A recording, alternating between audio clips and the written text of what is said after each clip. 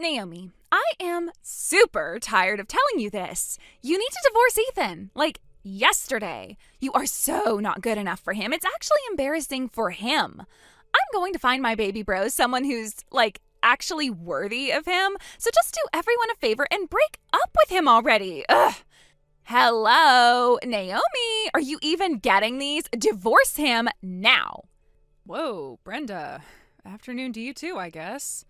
Seriously, you're still at this? It's been 2 solid weeks of this exact same conversation, first thing in the morning. I'm impressed with your dedication, annoying as you are. Duh, yeah, I'm serious. Are you even understanding what I'm saying? It's not rocket science. Get it together. Yeah, I get it. Loud and clear. You want me to dump your brother. Got it. Ugh, don't be such a smartass. That's so annoying. I'm terribly sorry that I'm not responding to your demands to divorce my husband how you'd like me to. If you're sorry, then do as I say. You're totally not good enough for him, okay? It's like so obvious. Okay, Brenda, if that's really how you feel, could you try maybe telling me why? You know, like actual reasons. I'm kind of curious now. Seriously, what makes me so wrong for him? Lay it on me. I've got time. Well, hello. You're like way older than him. It's just, ew. Makes him look kind of sad, to be honest. Huh. That's funny. Didn't you mention your husband's a bit younger than you? Well, just saying. Seems a little hypocritical. That's totally different. It's not the same thing at all. You just don't get it. And you still, like, work all the time. You should be home taking care of your husband. That's what wives do. So you're not into the whole 2-income thing? Ethan and I are good with it. We're a team. No, it's just Mom and Grandma were always home. It's just the way things should be. You should try it sometime. Yeah, but weren't their husbands pretty rich? Ethan and I are doing okay, and this works for us. You think I shouldn't have a job? That's kind of old-fashioned, don't you think? It's not old-fashioned. It's right. You're supposed to support your husband. I do support him, emotionally and financially. We support each other. It's a partnership. You probably don't even make any real money anyway. You probably are just saying that to sound cool. Actually, I make around twice what Ethan does with my freelance work. Wait, what? Aren't you basically just doing a side gig for his company? There's no way you make more than him if that's the case. That's, like, impossible. Brenda, I think I told you like 1,000,000 times. I don't work for them as an employee. I'm a freelance illustrator. I have my own clients. Illustrator? So you draw, like, cartoons? That can't pay that much. You're probably lying. It means I run my own business and draw for different companies. One of them happens to be Ethan's. It's a real job that pays real money. Still, it's just, like, not right when the wife makes more. It's embarrassing for him. People will talk. Let them talk. Ethan's cool with it. I'm cool with it. That's all that matters. Yeah, right. They probably think you just, like, used your money to trap him because he's younger and dumb. And I can't blame them. That's basically what happened, right? You pounced on him like a total cougar. Seriously, don't you have any shame going after a younger guy because you got a bigger paycheck? So embarrassing. You know what, Brenda? If we're being totally honest here, he was actually the one who pounced on me. Not to toot my own horn or anything, but he was the one who made the first move. Whatever. You're totally making that up. You're so delusional. Nope, I'm not making it up, but hey, gotta jump on a client call now. Gotta pay those bills, you know. Later, Gator. You can't just leave me hanging like this. This conversation is not over.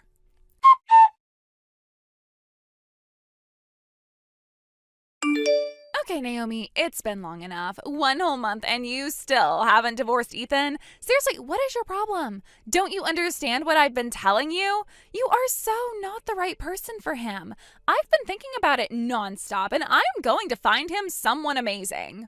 Someone who actually appreciates him the way he deserves. You clearly don't. So just get the divorce papers ready. It's for his own good, you know. The sooner you accept this, the better it will be for everyone involved, especially Ethan. Well, hello again, Brenda. It's been a whole month of blissful silence. I almost thought you'd finally taken a hint. Maybe started a new hobby, perhaps interpretive dance, but nope. Here we are, right back where we started. And you're still on this whole Ethan deserves better crusade? It's really quite something, your unwavering belief in your own matchmaking abilities. Almost makes me forget the constant stream of insults. Almost. Don't be sarcastic with me. This is serious. My brother's happiness is at stake here, and you're clearly not making him happy. Can't you see that? He deserves so much more than you're giving him. He deserves someone who actually appreciates him, who puts him first, not someone who's probably just using him like you. Using him? How exactly am I using him, Brenda? By, being his wife, sharing our life, our home, paying half the bills, and then some, if we're being honest. That's usually how marriage works. You know exactly what I mean. You're just fundamentally not the right fit. You never were, and deep down, you know it's true. I knew it from the second I met you. Honestly, I just don't like you. You waltzed in and stole my baby brother away from his family. It's not right, and I will never accept it. Stole? He's a grown man, Brenda. He made his own choices with his own free will. And last I checked, he seemed pretty happy with his stolen life. We're doing just fine. Ugh, you're so infuriating. You always have some kind of annoying smart remark to everything I say. It's exhausting. Sorry, Brenda, just trying to have a conversation, though it mostly feels like I'm on the receiving end of your pronouncements. Look, I actually have to get back to work. Deadlines are looming, and unlike some people who have all day to harass their sister-in-law, I have to earn a living to, support my lesser husband.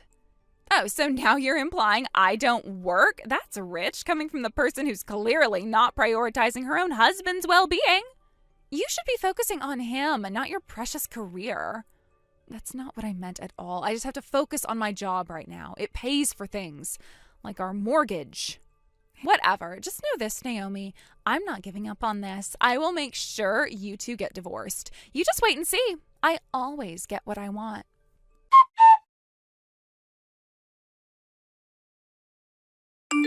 Hey, babe, just got off the train. You okay? My sister been at it again. Hey, honey. Yeah, Brenda. Full steam ahead as usual. But I'm all right. Just rolling my eyes over here.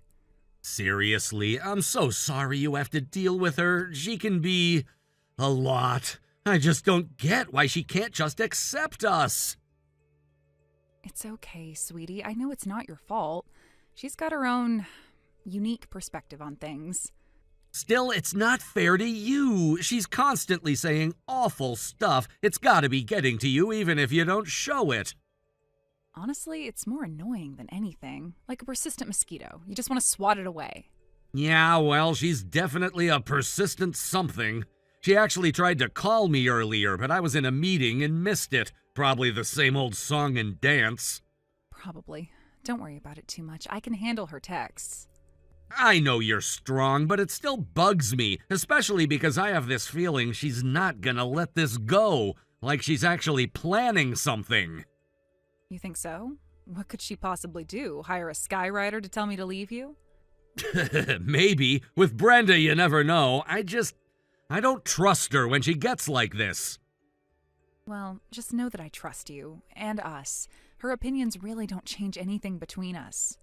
That means a lot, Naomi. Seriously, because I need you to know, no matter what crazy things Brenda tries to pull, I am with you, 100%. There's no way I'm ever divorcing you, ever.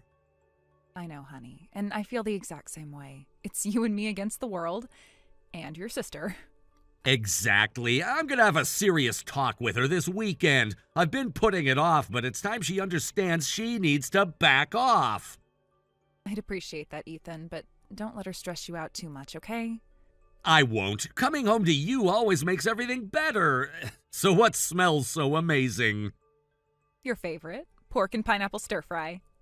Yes, you're the best. I'm practically running from the station. See you soon. Drive safe, or, train safe. Can't wait to see you.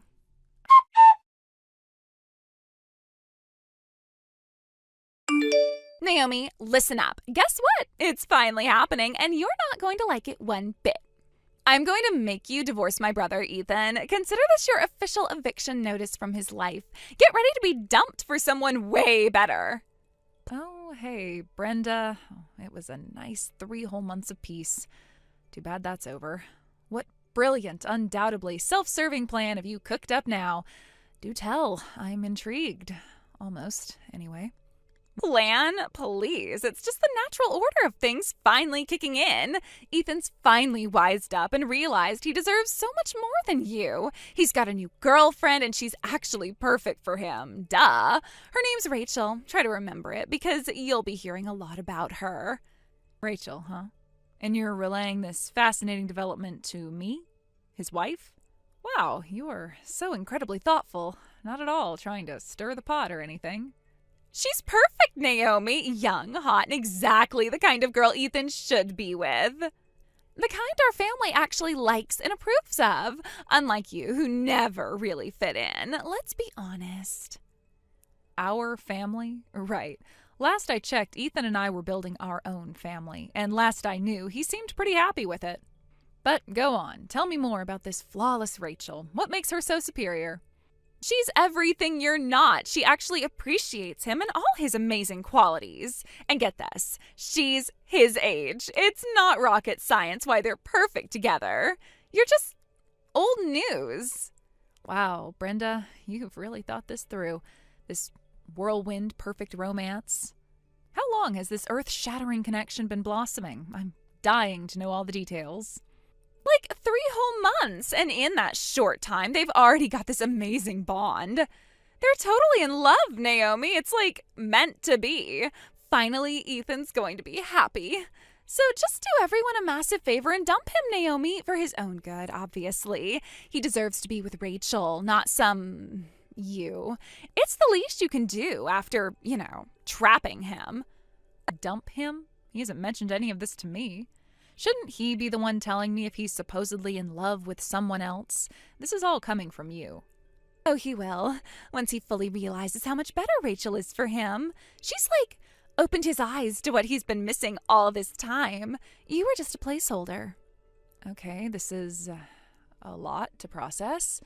Ethan's apparently head over heels for someone else after 3 months, and I'm hearing it from his incredibly biased sister. Cool story, Brenda. Oh, come on, Naomi. Be realistic for once. Rachel's so amazing and hot and fun. Any guy would fall for her instantly. Ethan's finally seeing what he's been missing, and it's not you. Right, because Ethan has absolutely no mind of his own and just falls for whoever you deem perfect. Got it. Your faith in his autonomy is truly inspiring. She's perfect for him, Naomi. You should be happy for him that he's finally found someone decent. Just hurry up and get out of the way so they can be happy. It's not that hard to understand. Happy for him? I'm trying to figure out if my husband is, according to his sister, having a full-blown love affair that I know nothing about. Give me a frickin' minute. Don't take forever. Ethan and Rachel's happiness is hanging in the balance, and it's all your fault for standing in the way. The sooner you accept the inevitable, the smoother this will be for everyone, especially for Ethan and Rachel's perfect future. I get the urgency. I need a moment to, process this bizarre information. I'll text you when my brain doesn't feel like scrambled eggs.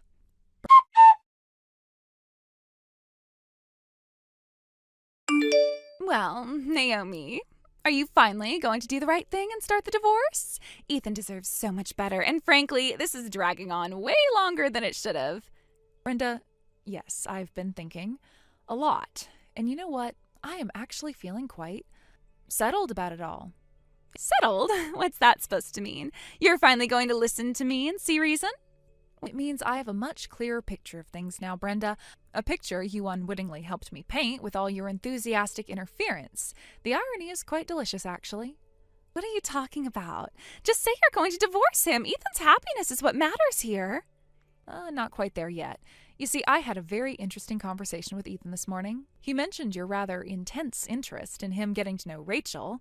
He found it a little strange, considering he hadn't even met her. He's just confused. She's perfect for him. You're just trying to poison his mind against her. Funny you should say that, because it turns out Rachel and I know each other quite well. We're both in the same line of work, illustrating. Small world, wouldn't you say? We've even shared industry gossip. What? You know her? That's a coincidence. It doesn't mean anything. You're grasping at straws. Oh, but it means quite a bit. It means I know a few things about Rachel. Things you might not expect me to know. For instance, I am intimately aware of who her brother is. Her brother? What does that possibly have to do with anything? You're deflecting. Everything, Brenda, because her brother happens to be someone you know quite well. Very well, in fact. You two seemed rather friendly at that company party a while back. That was just talking. It didn't mean anything. You're imagining things. Talking that led to more than just talking, wouldn't you say, with Rachel's brother? It's fascinating how these little connections intertwine, isn't it? Almost like a poorly written soap opera. Shut up! You're trying to twist things to make me look bad. Twist what, Brenda? The fact that you were so determined to set up your brother with your paramour's sister? It's a bold strategy. Let's see how that plays out for you in the long run. This is insane. You are making things up to try and save your failing marriage. Am I? Ask Rachel. I am sure she'd have some very interesting insights into your motivations and your persuasive techniques. She's been surprisingly open with me about your little chats. She wouldn't. You're lying. She would never betray me. Oh, but she did, Brenda. And you know what else? Ethan and I moved. Not just us. Your parents moved too. We're all safe and sound in a place where we can finally have some peace. You moved? Why? What about Ethan? You can't just run away from your problems. We needed a change of scenery, away from certain persistent and rather misguided individuals. And no, you won't be getting our new address, so don't bother asking. No, you can't do this to me. I was planning on going back to Mom and Dad's after my divorce. You're ruining my life. You are so selfish. Oh, right. About that divorce. The irony just keeps piling up, doesn't it? Turns out Ethan mentioned he got a call from your husband. Seems he stumbled upon a close friendship with Rachel's brother, and he wasn't exactly thrilled. No, no way. He wouldn't believe your lies. You're trying to turn everyone against me. He didn't hear it from me, Brenda. He found out on his own. Apparently he's working on putting together some divorce papers as we speak. No, this can't be happening. You're a monster. You're trying to destroy me. Monster? Brenda, look in the mirror. As for ruining you, you seem perfectly capable of handling that yourself. As for where you'll go, you know that charming little apartment you used to rent? I heard the landlord is looking for a reliable tenant. Full circle, wouldn't you say? Enjoy the memories. This is the worst. It wasn't supposed to happen this way. My plan is ruined. One last thing, Brenda. Rachel and I, we're friends. Good friends, actually. She told me everything. Your grand, convoluted plan, your not-so-secret affair, everything. So maybe next time you decide to play puppet master with someone's marriage, make sure everyone isn't comparing notes and having a good laugh at your expense.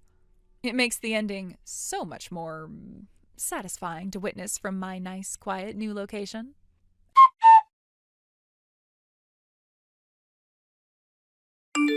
After the dust settled, Brenda did exactly as predicted. She went back to her husband's apartment to beg for forgiveness. It didn't work. Her ex-husband sued her, and the divorce proceedings were particularly harsh. The judge, fully aware of her adultery and the significant disruption it caused to their marriage, made sure she felt the financial consequences. That involved severely limiting her alimony and granting him a larger share of their assets. On top of the legal and financial fallout, the details of her affair became public knowledge through mutual acquaintances and social media.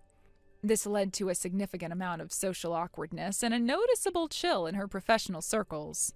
Opportunities dried up and people she once considered friends kept their distance. Unsurprisingly, the relationship with her affair partner, built on shaky ground, didn't last long either. To navigate the mounting debts and her increasingly damaged reputation, Brenda eventually had to take on live-in work from far outside our social circle. Months later, Brenda messaged me with a brief, self-pitying attempt at an apology.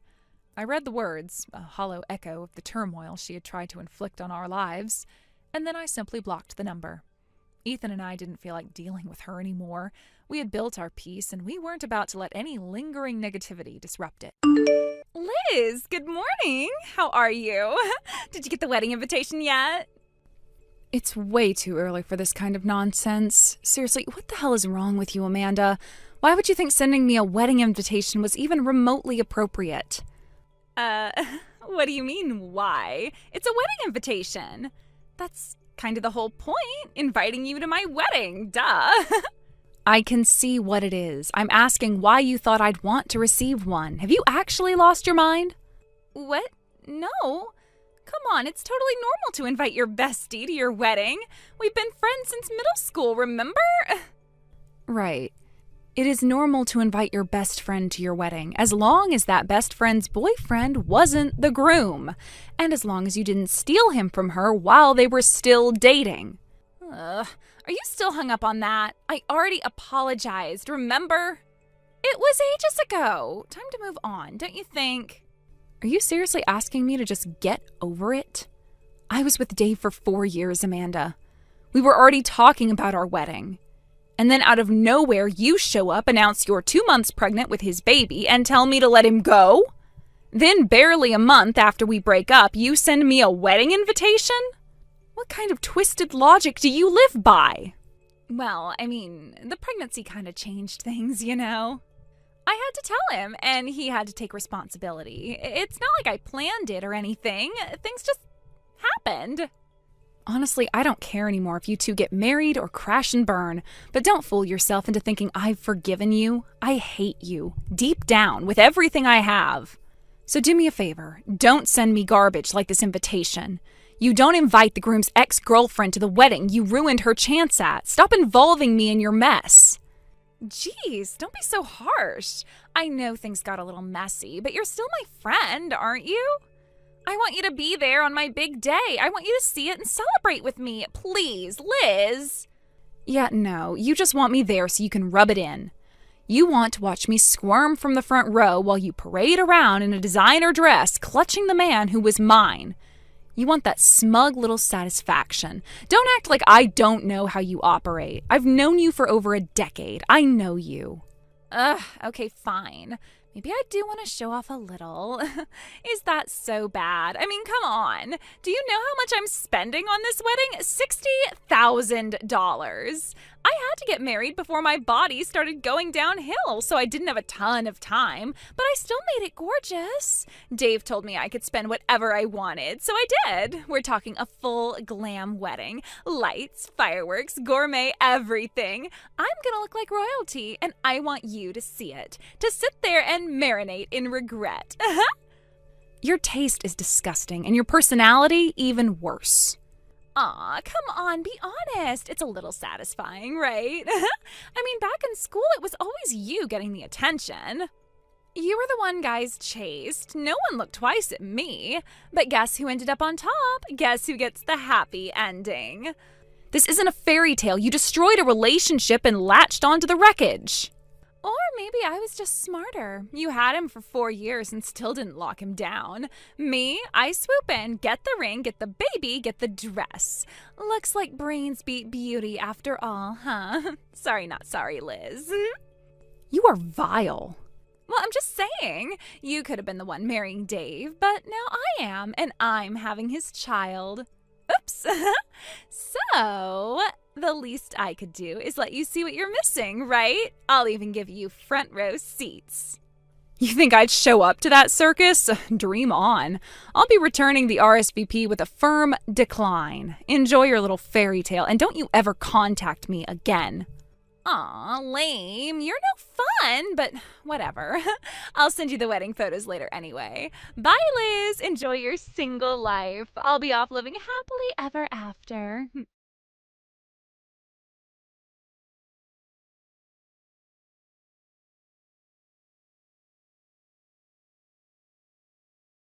Liz, pick up. Please. What now, Amanda? Wait, isn't today your wedding day? Shouldn't you be walking down the aisle right about now? Why are you blowing up my phone? Because this is a disaster. Please, Liz, do you have Dave's contact info? I know you do. Just give it to me. Dave's contact info? You have it too, don't you? Why are you asking me? Because he ran. He's gone, Liz. He said he was going to change for the second outfit and then nothing. He just disappeared. And now everything's gone. His bag, his suit, his wallet, everything. I tried calling him, texting, emailing. He blocked me on everything. Even the stuff in the groom's room is gone. Wait, are you serious? Dead serious. I cornered one of his supposed cousins. Turns out none of them were real. His parents, his friends, all actors. They were hired for the day. I don't even know who I married. Liz, what the hell is going on? Yeah, that's what I figured. What? What do you mean you figured? Are you involved in this? Not involved. But you're the third woman this month to come yelling at my door about the same thing. What? Yeah, it's looking like Dave had at least 4 women on the hook, including me and you. Wouldn't be surprised if more came out of the woodwork. And guess what? He promised marriage to every one of them. Then on each wedding day, he bailed, took the cash gifts, and ran. One woman said he emptied her savings account, too. You're joking. You have to be joking. I wish I was, but no, it's real. And I guess he told all of you that my house was his house because all of you poor girls keep showing up at my front door. It's gotten so bad, I've started packing to move. Who cares about your stupid move? You're telling me Dave conned me? He's a literal con artist? That's marriage fraud. That's a crime. And you just sat on this? Honestly, yeah. I didn't even realize he was cheating on me with you, or with others. He was weirdly good at hiding it.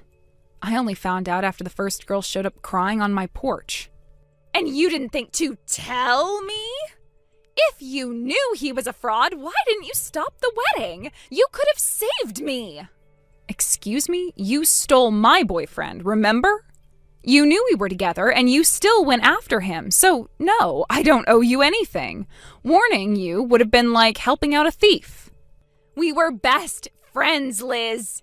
You could have helped me just this once. No, we were best friends until you slept with my boyfriend and got pregnant. After that, you became someone I didn't owe a damn thing to. But hey, credit where it's due. Because you took him off my hands, I got to dodge a huge financial disaster. So, thanks for that. Really, saved me a fortune. If you're so grateful, then why didn't you say something before I got this far? Do you have any idea what today was supposed to mean for me? The venue's in chaos. The guests are panicking. The groom is gone. I have to refund the gifts, but there aren't any. And guess who paid for everything? Me. I'm stuck with the $60,000 bill. And that's my problem how? It's not my wedding, not my groom. I didn't scam you. Dave did. He's your ex. That makes this your mess too. You owe me, Liz. You can pay the $60,000. You can pay it back with the money you didn't lose thanks to me. What kind of backwards, desperate logic is that? I was never married to the guy. I didn't sign a contract or plan a ceremony or send out invites. I was just another name on his little rotation. You want me to pay your wedding debt because I dated him once? What is that? Emotional taxation? You knew what he was. You could have stopped this. You could have told me and saved my future. No, this whole thing wouldn't have even happened if you hadn't been dating him in the first place. If you had seen through him sooner, none of us would have been dragged into this. Amanda, let me break this down for you. You slept with my boyfriend. You got pregnant by him. Then you planned a wedding with him behind my back. And now that it all blew up in your face, you're blaming me? Yes, because I don't know what to do. I have a baby, Liz. It's his. What do I do now? He's gone. I can't raise a kid by myself. Then talk to your family. Find a lawyer. File a police report. He's clearly done this before. Maybe they'll catch him this time. It's going to be hard, but you're not the first woman to raise a kid alone. You'll survive. I can't. I don't even know where to start. Just please, Liz, don't hang up. Don't leave me alone right now. I have nothing. Please help me. I'm sorry, but this is the part where you have to face what you did too. You betrayed me, and Dave betrayed you. That's not a coincidence.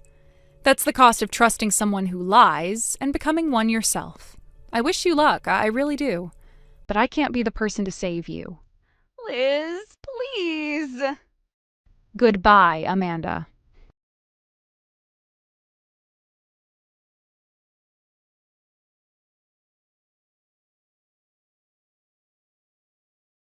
After that fiasco, Amanda completely unraveled at the wedding venue. I heard it wasn't just a few tears or a quiet breakdown in the bridal suite. No, she went full meltdown mode. In front of everyone. She was screaming at people, throwing accusations, pacing back and forth in her gown like a woman possessed. The guests didn't know where to look. Some just stared in disbelief, while others tried to pretend they were suddenly very interested in their champagne glasses. And then, in the heat of it all, with her voice cracking and her makeup smudged beyond recognition, she blurted it out. She confessed. loudly, without any finesse or remorse, that she had stolen Dave from me. I wasn't even there, but the guests told me how their jaws dropped. The room went silent. One woman spilled her wine all over her dress and didn't even notice. It was that shocking. Apparently, Amanda said it like it was some sort of badge of honor, as if having snatched him away proved something. But all it did was expose her to the reality everyone else had been too polite to mention. The foundation of her relationship was nothing but lies, betrayal, and desperation. People started to leave. Some did so quietly. Others didn't bother hiding their disgust. I'm told one of her aunts called her shameless on the way out. Amanda, still in her wedding gown, tried to regain control of the situation. She grabbed the mic, laughed awkwardly, and said they'd return the wedding money to anyone who wanted it. But it was too late. The illusion had shattered, and no one was interested in playing along anymore. Eventually, she had no choice but to dismiss everyone. Guests were ushered out, and Amanda was left standing in the wreckage of her own choices. No reception, no dancing, no cake cutting, just silence, stunned family members, and a pile of unpaid bills. And those bills, they were significant. She and Dave had spent lavishly, the kind of over-the-top, Pinterest-perfect wedding that's more about appearances than meaning. Designer everything, imported flowers, and a string quartet flown in from another prefecture. A production. And now, without guests or goodwill, that dream had become a financial noose. Amanda's parents, once proud and smiling as they walked her down the aisle, were now holding emergency family meetings trying to figure out how to pay for a wedding no one enjoyed and no one wanted to remember. And Amanda, she couldn't even process the numbers. She was too busy dealing with her crumbling image, her imploding marriage, and, most critically, her pregnancy. Because yes, she was expecting. At the time, she'd believed having Dave's child would seal the deal, bind him to her permanently. A kind of twisted romantic insurance. But now, as her belly grew, so did her problems. The costs of prenatal care, hospital fees, baby supplies, it all piled on top of the wedding debt like bricks on her chest. I heard she cried in her mother's arms more than once. Cried because the fairy tale she had fought so hard for had turned into a nightmare, and there was no going back. As for Dave, his downfall came just a few weeks later. 2 months after the wedding, the police caught up with him. He was arrested, not just because of what he did to me, but because he'd done it to others, too.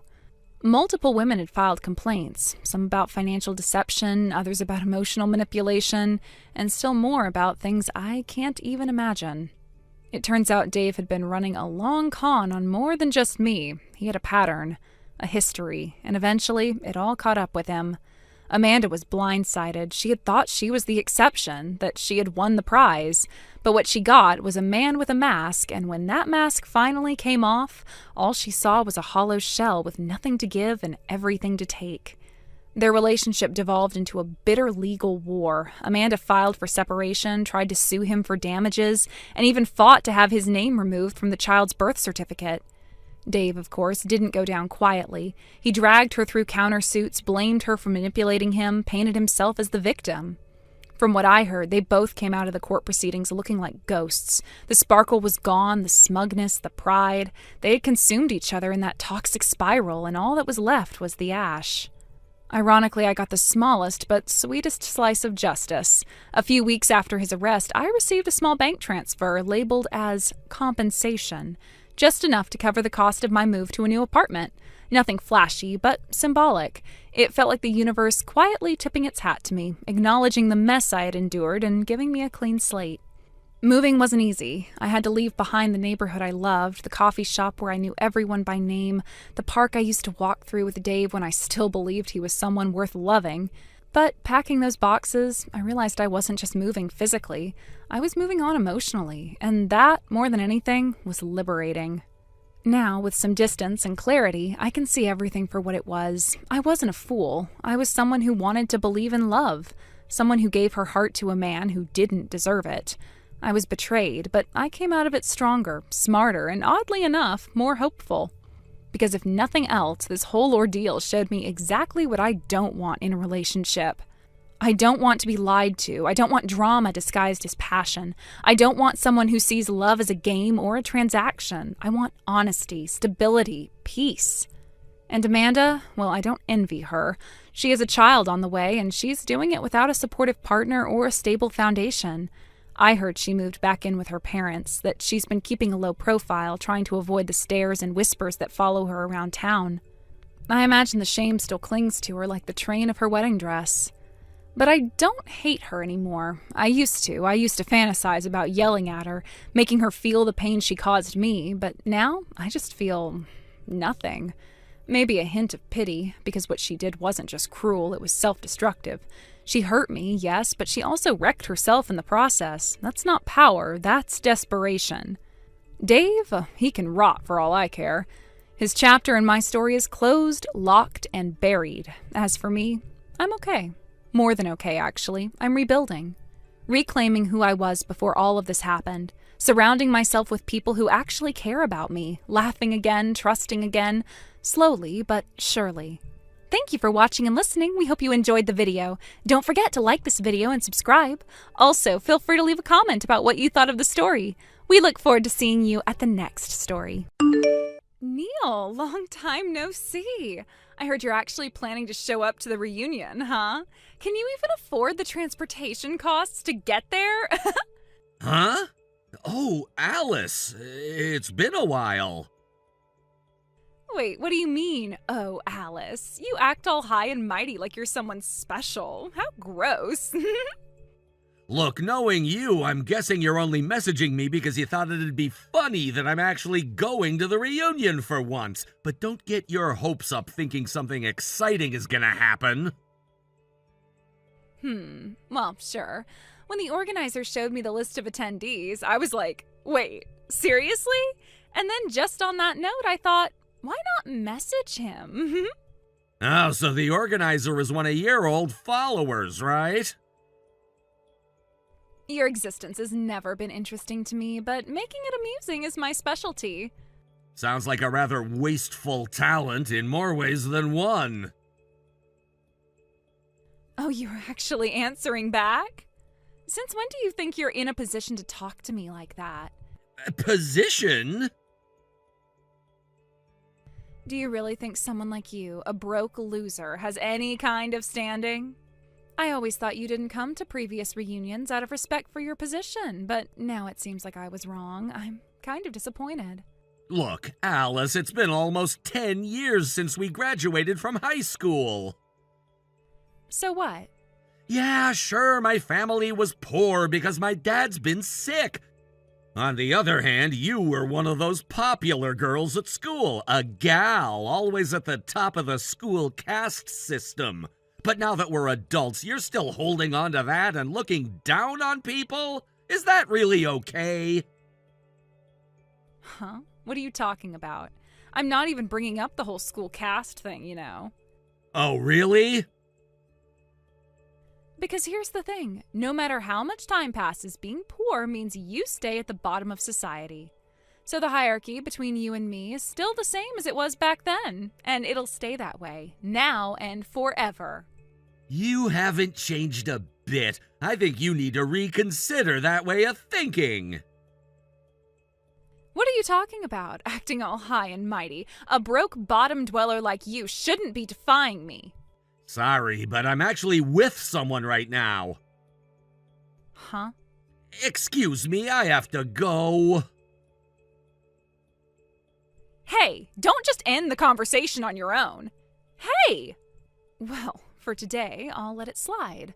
But you better remember this when the reunion rolls around. I'll make sure to give your pointless existence some value myself. Look forward to it, all right?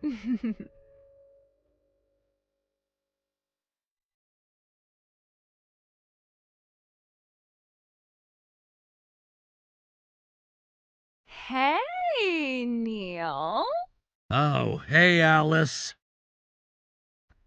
So, about that message I sent earlier. Earlier? Don't play dumb. Wait, no way.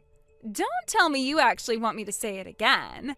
Is someone feeling flattered, a little full of himself because he got a love confession? Confession? What are you even talking about? I don't remember ever talking to you directly, not even once. Oh, come on, you don't need to act like that. Whatever, I'll say it again. And this time I'll put it in writing. Since it'll be saved in your messages, you better read every word carefully and cherish my feelings, okay? Huh? I like you. I want to take you home with me tonight. Excuse me? You did say we should sneak out after the reunion and have some alone time, didn't you? What the hell are you talking about? Oh, come on, don't go playing innocent now. You've always talked down to me, ridiculed me every chance you got. You were downright cruel back in school, so what's this sudden change of heart? Okay, here's the truth. I've actually liked you for a long, long time. It's just, I didn't know how to say it, so instead I acted the opposite. I was mean because I didn't want anyone, including you, to see how I felt. Right. But when I messaged you the other day, I realized I couldn't keep doing that. I couldn't keep pretending. So I worked up the courage to be honest. I want to start over with you, build something real. Please, go out with me. And if you say yes, well, tonight I'm all yours. You can do whatever you want with me. Wait, anything I want? Whatever you want. Got it. In that case, nice to meet you. Looking forward to tonight. Just kidding. I know it's a lie. You weren't exactly subtle. What? It's a punishment game, right? Huh? What are you talking about? Rachel told me. Rachel? Yeah, on the way to the reunion, she saw you and your little crew at the train station. Apparently you were all playing rock, paper, scissors. She said she heard someone shout, "Loser has to confess to Neil," loud enough for the whole platform to hear. Seriously? Ugh, so Rachel overheard that. Figures. She's always been such a goody two-shoes. Of course she'd run straight to you and tattle. She's not exactly a fan of games like that, especially when they involve dragging someone else into your humiliation. Fine, you got me. Yeah, it was a punishment game. I was the one who came up with it, actually. I didn't think I'd lose, but hey, karma, I guess. So I confessed, half-assed and awkward. Whatever, at least you didn't take it seriously. That would have been worse. I see. Still, though, even knowing it was fake, you can't tell me you weren't a little happy. I mean, when's the last time a girl confessed to you, huh? Actually, I've been confessed to before. What? Wait. Are you seriously counting my punishment confession as a real one? That's kinda sad. No, I meant someone else entirely. What? Back in high school, Rachel confessed to me. We dated for a while. You're kidding. Rachel, that strict as hell, rule-enforcing robot who patrolled the halls like a prison guard, she confessed to you? Yep, about half the class knew. You must have been in the half that didn't. And you seriously expect me to believe she made the first move? Check the reunion list, remember? You said you looked at it earlier. I did. Then you might have missed something important. Rachel's last name? It's the same as mine. Wait, are you saying... We're married. Got a kid, too. What? Hold on. This whole thing, this stupid punishment game. I just confessed to a married guy? Oh my god, that's beyond humiliating. Kinda makes the punishment feel real now, doesn't it? Shut up! You looked like you were enjoying it, so don't act so smug now. Here's the kicker. Before your message, I don't remember being confessed to at all. Huh? I never made it to the reunion. Something urgent came up. I'm on the train right now. Wait, you're not even at the venue? Nope. Then who the hell did I just confess to? Rachel's at the reunion. She said she saw you in the corner of the room approaching some guy who was glued to his phone. You told him your confession, right? Yeah, he had glasses, looked kind of nerdy. Same vibe as you used to have, so I thought. That was Seth. No. Please tell me you're joking. Nope. Rachel said ever since you confessed, he hasn't stopped staring at you. He's apparently grinning and watching your every move. Oh my god, no. No. Anyone but Seth. That bad, huh? Of course it is. He's a full-on delusional creep. Back in school, he latched onto anyone who so much as looked in his direction. Once he picked a target, he wouldn't stop until they either dated him or changed schools. The rumors were terrifying. I remember hearing some of those, yeah. You've got to help me. Not sure what you expect me to do. I'm on a train.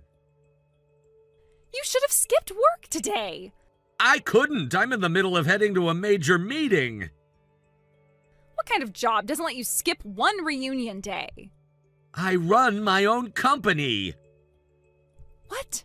I'm the CEO. Started it 6 years ago. Took a while to build, but now it's on stable footing. Things are going well. Okay, wait. New plan. Forget everything I said earlier. That was all nonsense. Let's pretend the punishment game never happened. Oh? Yeah, I mean, if you're a CEO and married to a super serious girl like Rachel, maybe what you really need is someone different, someone fun, someone like me. I'd make a much more exciting wife, don't you think? I swear I'm holding in a laugh so hard right now I might burst. Huh? No offense, but haven't you confessed to me? That's the real punishment. Excuse me? I'm serious. This whole thing is hilarious. Like, I'm fighting for my life, trying not to burst out laughing in front of my team. You are such a jerk. Says the girl who came up with a childish punishment game to mess with someone's feelings. Sorry, not buying your act. But... Look, I've got to go. We're pulling into the station. Whatever disaster you created with Seth, that's your problem now. Good luck. Wait, you're not even going to help me? This has nothing to do with me anymore. No, come on, don't leave me like this. Anyway, gotta run. Bye now.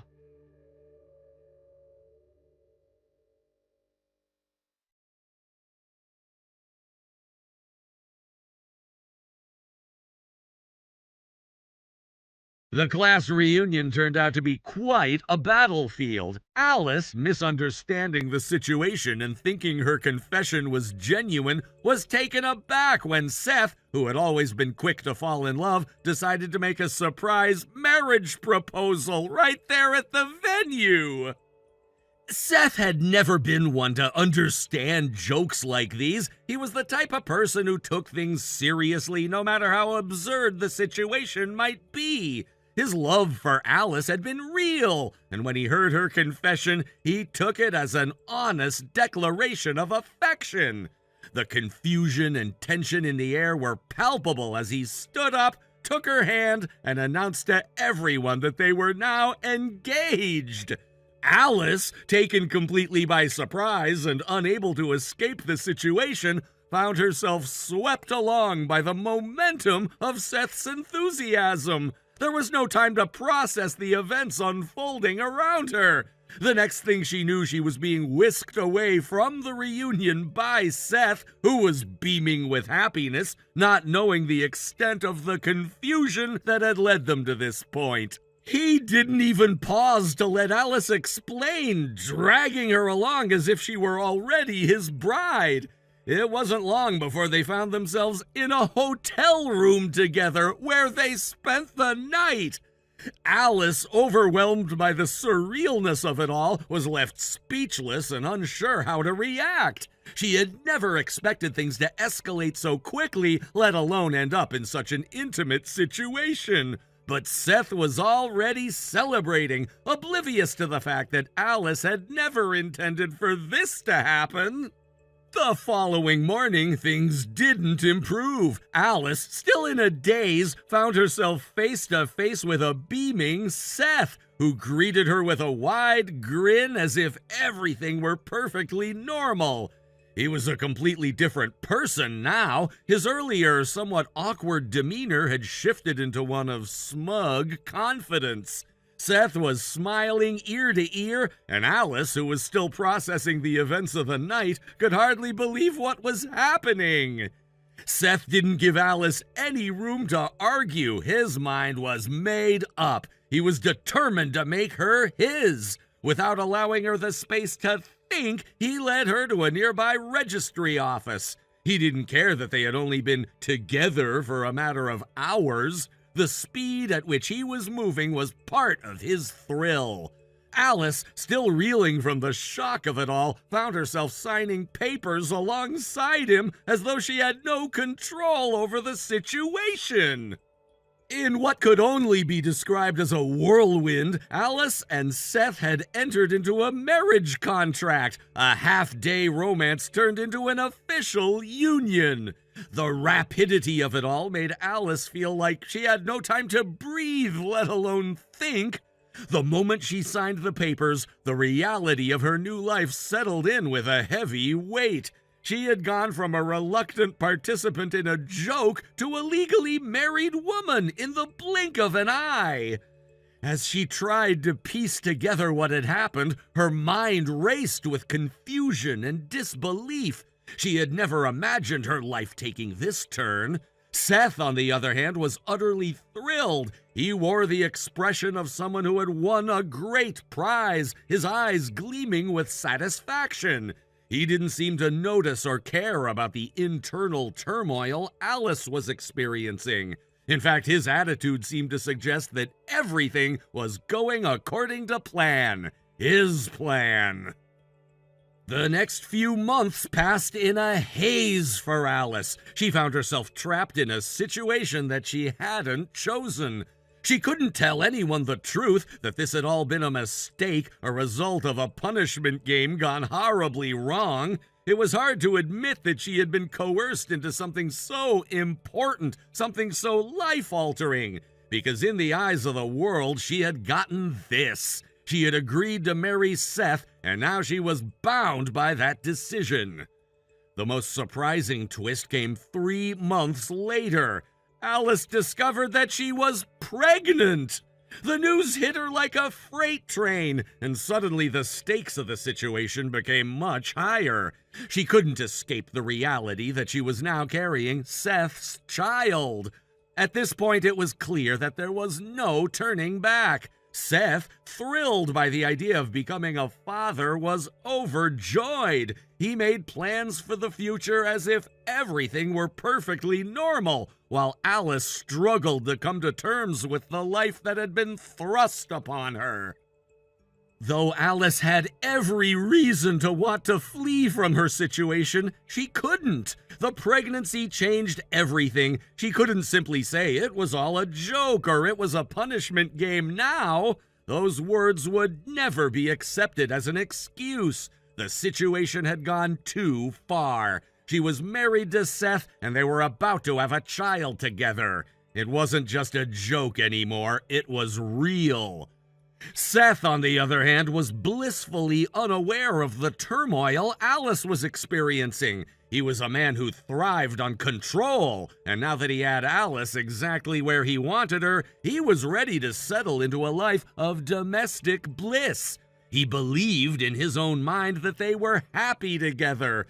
His warped sense of reality made it impossible for him to see the cracks in their relationship. For him, everything was perfect. But for Alice, things were far from perfect. She was now trapped in a marriage to a man she didn't love, carrying his child, and unable to escape the web of her own making. She had been forced into a life she hadn't chosen, and now she was bound by the consequences. She couldn't just walk away, not with the baby on the way. The thought of raising a child in this environment filled her with dread, but she had no choice but to move forward. As the months passed, Alice became more and more resigned to her fate. She learned to live with Seth's presence, to tolerate his dominance in their relationship. She had no other option. Her initial resistance faded as she adjusted to the reality of her new life. She had gone from a carefree young woman to a married mother, bound to a man who saw her more as an object of conquest than as a partner. It was a sad reality, but one she had no choice but to accept. By the time their child was born, Alice had come to terms with her new role. She wasn't the same person she had been before. She was now a wife, a mother, and someone who had been forced into a life she hadn't chosen. As she looked at her child, she couldn't help but feel a pang of regret. She had once had dreams, hopes, and plans for the future, but all of that had been swept away in a series of unfortunate events. Now she was stuck in a life that she couldn't change. Despite all the pain and regret, Alice did her best to provide for her child. She cared for the baby as best she could, though the reality of her situation weighed heavily on her.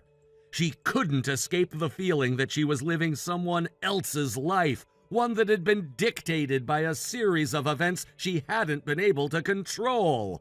But she was determined to raise her child the best she could, even if she wasn't sure what the future held.